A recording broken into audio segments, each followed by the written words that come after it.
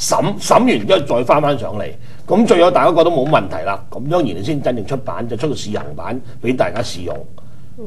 所以編啲教科書嘅時候就唔單止你本身係到歷史出身嘅，本身你最好都有即係好似我以前咁讀過2年教育課程嘅，有編嗰啲所謂教材經驗嘅咧，咁會比較好少少。所以事實上我分2類專家嘅，一類就係澳門歷史嘅專家，一類就屬於教育專家，特別係教材編寫專家。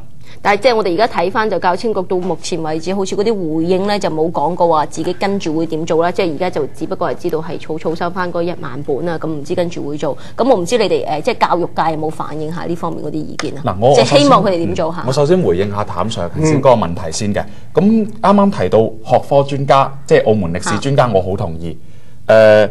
教育專家可能細分少少，應該係課程專家。係啊，課程教材編寫。冇錯啦，教材編寫，因為呢個係好重要嘅。因為一本嘅我哋話通識嘅歷史讀物，同一本真正係教材係兩回事。冇錯。係啦。咁另外，我覺得喺個編委會裏邊，仲加需要加入前線教師。係冇錯。係啦，我完全贊成呢啲意見嘅。只有喺個咁嘅情況之下，先至能夠係一個比較好嘅一個組合。呢個係我想回應啊。咁呢個即係委員會都會比較龐大嘅咯，即係到時唔需要太龐大，3到5個人已經夠㗎啦。另外仲有一點可以考慮嘅就係話，係唔係一開始唔係先做教材，先係凝聚一個嘅共識嚟到去建立一個大綱先。因為係就係呢個最重要。冇錯，大綱基本上就係構成咗你整個教科書嘅一個核心。譬如我舉個例子，1、2、3事件有爭議，應唔應該納入去？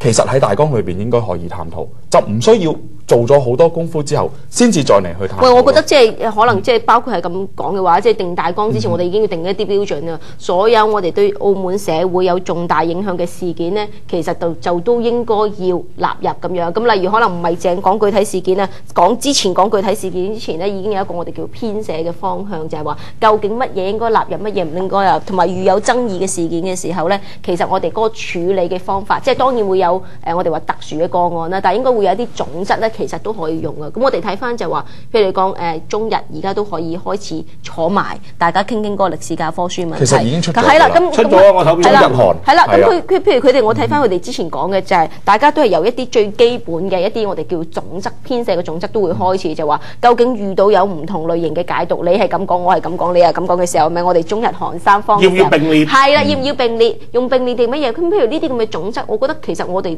都重要定嘅，即係除咗頭先你嚟講，大家話我哋搞個 committee， 搞個委員會、編輯委員會有唔同。係啊，呢個編輯委員第一步就係先傾大綱咯。係啦，先傾完務虛先，務完虛先務實。係啦，咁就變咗有好多嘢。咁如果我哋即係務完虛要務實嘅時候，咁我可以翻嚟睇一睇喎。咁其實兩位你哋即係從事歷史教育都耐啊，可唔可以講下理想嘅歷史教科書咧？其實應該包括啲咩內容？講翻澳門啊。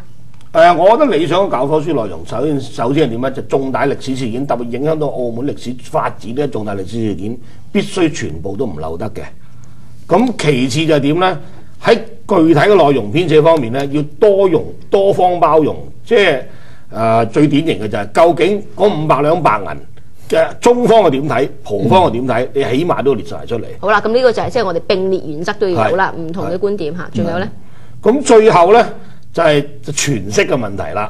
咁詮釋嘅問題咧，呢樣嘢咧，就我覺得就由翻民間嘅自己詮釋，就千萬唔好就定為一尊，就一言堂。毛主席講嘅全部啱晒。嗱，呢樣嘢我哋最驚嘅，歷史教學基本上就令我哋有一個想像嘅空間嘅。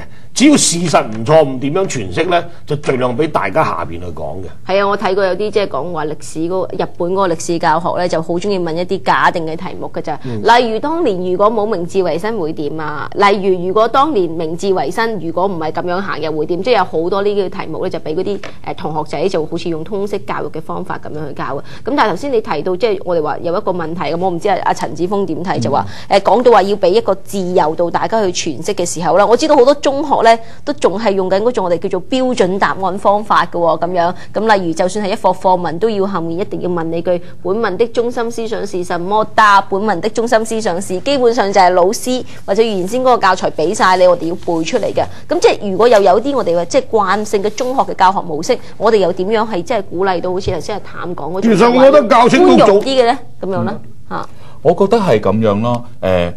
教育應該係與時並進嘅。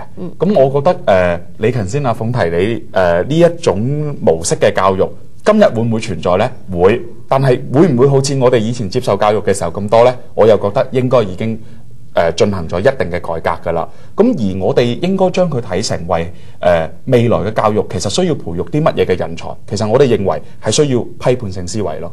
而喺呢個嘅情況，我哋就處理一啲歷史嘅問題，對於詮釋就係一個批判性思維一個最好嘅訓練咯。比如好似譚 Sir 頭先提到嘅時候，係咪？係啦，時間差唔多咁樣。我知你好想講呢個點樣訓練大家批判性思維啊。咁我哋一陣間廣告翻嚟之後咧，就繼續批判啦嚇。翻嚟烽火台嘅時間啦，咁啱啱先咧，陳志峰啊講到話呢一個即係我哋啲老師咧，都個教學方法都會與時並進嘅。咁好似有少少講話，我哋講嗰啲細個學嘅咩本文的中心思想啊，問跟住答本文的中心思想是什麼，你好似唔係好認同，又話有批判性思維。不過我又好想知喎，即係話你要我哋即係所有嘅老師都有批判性思維，其實得唔得？即係而家究竟去到呢一個咁樣嘅程度未咧？衝擊學校底線係啦，即係話你究竟我哋話而家嗰個即係有嗰個咁多校本嘅訓練，所有咁多課程，我哋係即係成班老師一齊傾出嚟嘅喎。咁究竟有冇一個自由度俾我哋嘅老師咁樣去做先？嗱，我想回應一下嘅就係話，當然我頭先都講，究竟會唔會係仲係好似以前嘅模式？我覺得仲有嘅，但係會唔會好多？我覺得亦都唔會好多。嗱，我想舉一個例子嘅就係話，老師有冇批判性思維呢？就我上一次去參加中華教育會嗰一個對於呢本教材嘅座談會嘅時候，有個老師就好大膽提出一個嘅問題，我覺得好具批判性。佢認為成本歷史嘅教材可能問題係多，但係最關鍵嘅問題就係咩呢？佢冇根嘅問題喺裏邊，即是話我哋出呢本嘅教科書或者教材，究竟係目的係啲乜嘢？其實最大嘅目的就係讓我哋嘅學生嚟到去認識澳門嘅歷史，嚟到去將呢一個澳門開埠400幾年嘅一啲嘅事情，讓學生知道啫嘛。咁老師嗱，喂，影下呢度教青局嘅 logo 嚟嘅喎。咁呢本書可以講話係由官方嘅一個嘅公權力嚟到出版，而老師願意提出呢啲問題，我覺得呢個可以睇。唔係，但係即係老師喺個座談會度批判性咧，就同佢教書有少少唔同。我哋真係想知道翻，譬如教書嘅時候，學校又定咗一啲策略嘅，跟住教科書又定咗有做嘢嘅。教青局嗱，我讀一讀教青局教育大綱啦。佢個教育大綱有啲工作建議嘅，就包括點咧？我哋可以咧就喺地圖上面、世界地圖上面標示出澳門黃金時代嘅3條黃金航道，仲可以參觀黑沙考古現場、參觀大三巴博物館、主教府或者澳門3大教堂。然後學生去完之後呢，就要自行參觀，仲要翻嚟寫報告，仲要攝影。咁喂，大佬喂，你教青局教到呢個，我覺得呢個工作建議唔錯嘅喎。呢一個工作建議唔係講緊批判性思維，呢個工作建議呢係講緊一個根據課程嘅一啲我哋叫課外活動，係活動教學嘅一個部分嚟嘅。係啊，嗱咁咪好。除咗活動教學，嗱好咗好簡單啊！嗱，你拍同一個教堂，大家諗法就唔同啦。我係無神論嘅，陣間話個帝國主義侵華啦，想洗我哋中國人腦啦。但係如果我係基督徒嘅，我梗係話即係帶嚟真理啦。咁喂，同一樣嘢唔同答法㗎喎。你講到呢個，我就真係又想問翻陳志峰，就好似頭先我講，即係我哋講話可能批判性思維就話，其實每間學校有佢哋自己嘅一啲宗旨啊，有自己嘅背景。譬如如果我哋係啦，真係要思考，包括我哋話淨係講翻澳門開埠嗰個問題，之前都會有爭議，究竟係唔係我哋話即係叫純粹帝國主義入侵啊？咁究竟呢啲教會嚟啊，係咪真係我哋話坐住